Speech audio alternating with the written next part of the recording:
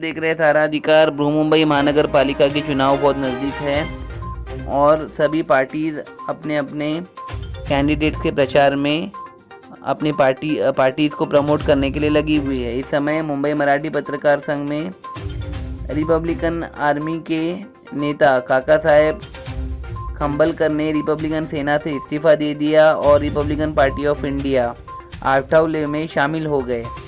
Republican party में वरिष्ठ नेता काका साहेब खंबलकर का स्वागत किया गया। मुंबई मराठी पत्रकार संघ में प्रेस कॉन्फ्रेंस के थ्रू पत्रकारों से शेयर किया गया। काका साहेब खंबलकर का कहना है कि वो इस पार्टी में ज्वाइन होकर बहुत खुश है और लोगों की सेवा के लिए वो निस्वार्थ काम करेंगे। युवाओं के रोजगार के लिए उनकी समस्याओं को सुनेंगे, दलितों के हित के लिए काम करेंगे और दलितों की समस्याओं को कैसे समाधान करना है उस पर भी वो वर्क करेंगे और जो युवा अनएम्प्लॉयड है, जो बेरोजगार है, उनके हित के लिए भी काम करेंगे। इस शुभ अवसर पर काका साहेब खंबलकर को रिपब्लिकन पार्टी में के वरिष्ठ नेता और काफ़ी सारे गेस्ट थे जिन्होंने उनको वेलकम किया। इस मौके पर रिपब्लिकन पार्टी के सोना कामले ने भी उनका स्वागत किया और उन्हें धन्यवाद और गुड विशेस दी गई। देश और दुनिया की तमाम खबरों के लिए देखते रहिए सहारा अधिकार। सर नमस्कार, आपको बहुत बहुत बधाई। आप रिपब्लिकन पार्टी ऑफ इंडिया में ज्वाइंट हो रहे हो। ये जो पार्टी है पूरे भारत देश में फैली हुई है और काफ़ी अच्छा काम कर रही है।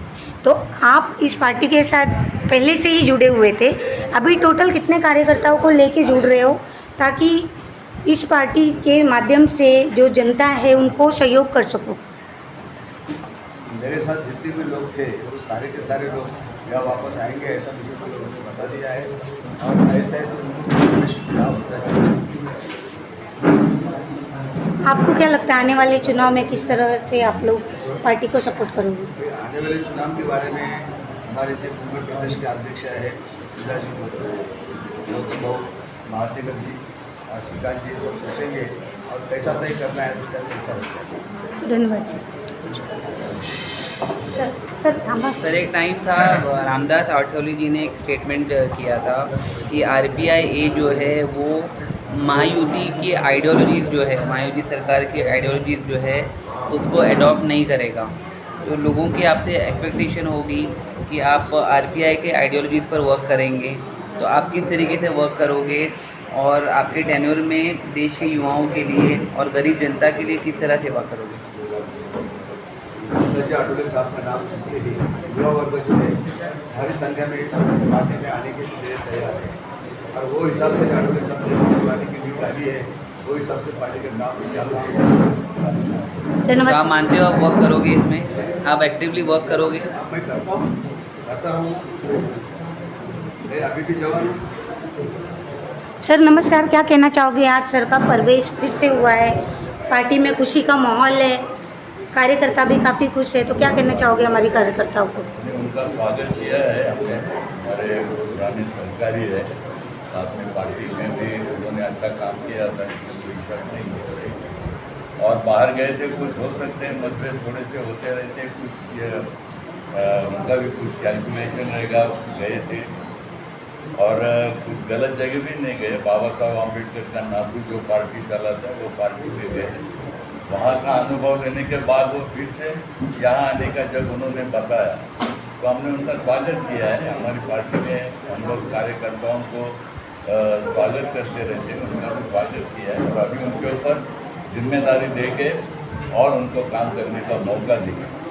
धन्यवाद सर। आठवले जी ने कहा था, और एक क्वेश्चन है मेरा आपसे, स्पष्ट सवाल है।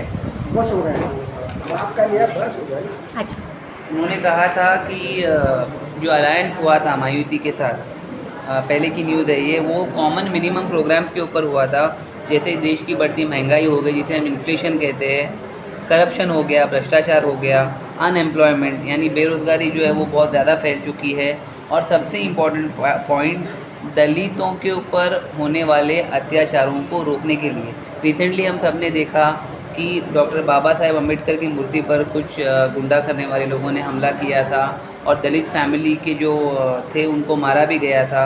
तो आप अगर आपको अभी पद मिल रहा है तो दलितों के हित के लिए और इन 4 मुद्दों पर मुंबई में आप कैसे काम करोगे? सर हाँ, दलितों के राइट्स के लिए कैसे आप काम करोगे, उनको प्रोटेक्शन देने के लिए कैसे काम करोगे? देखिए, जहाँ भी अन्याय अत्याचार होता है वहाँ रिपब्लिकन पार्टी मीडिया दौड़ के जाती है, उनको जहाँ जो भी तकलीफ होता है तकलीफ दूर करने के लिए कोशिश होती है और सरकार के पास भी दरखास्त की जाती है कि भाई ये जो अन्याय हो रहा है अच्छी बात नहीं है, इसलिए ये लोग सुरक्षित रखना चाहिए, उसकी सपोर्ट करना चाहिए, ऐसा पार्टी का काम है। लेकिन जब वो घटना हुई थी दलित के ऊपर तो महाराष्ट्र सरकार से देवेंद्र फडणवीस से रिक्वेस्ट किया गया, बहुत सारे ऑर्गेनाइजेशन ने प्रोटेस्ट किया SIT बिठाना चाहिए बोल के, लेकिन गवर्नमेंट के ऊपर भी नाम और एलिगेशन लगाए गए कि SIT लगाने में भी पॉलिटिक्स हो रही है। जो बेचारा मर गया उसके फैमिली को इंसाफ नहीं मिला और वो दलित था और उसको सपोर्ट करने वाले भी दलित थे। तो क्या लगता है आपको, सिर्फ जुमलेबाजी से इंसाफ मिलेगा या प्रैक्टिकल वर्क करने से इंसाफ मिलेगा? इंसाफ तो जरूर मिलेगा, लेकिन इसमें थोड़ी देर होती है, इस पर हमको थोड़ा सा होना चाहिए। देर तो होती है लेकिन इंसाफ मिलेगा। धन्यवाद सर। गौतम जी, मेरा एक आखिरी सवाल।